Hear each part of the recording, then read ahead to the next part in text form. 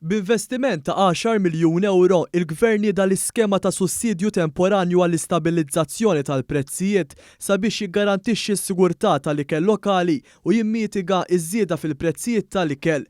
Din l-iskema se tkun qed tapplika l-importazzjoni ta' ċereali u tqiq kif ukoll għall-alf għas-setturi ta' trobbija tal-bejjem intiżi għas-suq lokali. Din l-għajnuna qed tingħata fid-dawl tal-kunflitt fl-Ukrajna li jimpatta b'mod negattiv is-sigurtà tal-ikel b'mod globali. Kemm l-Ukrajna kif ukoll ir-Russja huma fost l-aktar pajjiżi importanti fid-dinja l-provvista tal-qmugħ u tal-prodotti agrikoli. Min-naħa l-oħra dawn iż-żewġ pajjiżi huma wkoll atturi prinċipali fis-suq dinji taċ-ċereali u ż-żrieħ taż-żejt.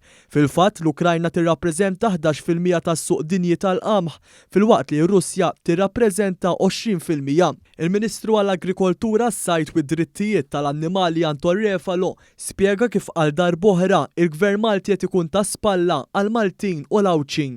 Il-Gvern Malti ra illi kemm jista' jkun malajl jkun minn ta' quddiem nett biex jilħaq ftehim biex jiżgura l-ħażna neċessarja tal-qamħ u l-ġwies f'pajjiżna. Kif ukoll naraw il-prezzijiet ta' ikel bażiku bħall-ħobż u prodotti agrikoli jiġu stabilizzati.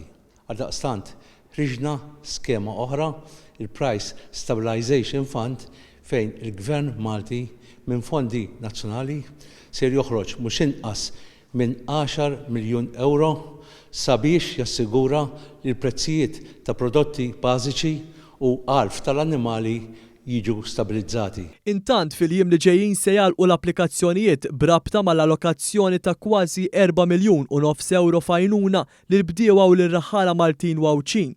B'hekk fil-ġimgħat li ġejjin il-Gvern jibda jagħti l-pagamenti u jtaffi mill-pis tal-bdiewa u r-raħala kemm minħabba il-pandemija kif ukoll minħabba l-konflitt fl-Ukrajna.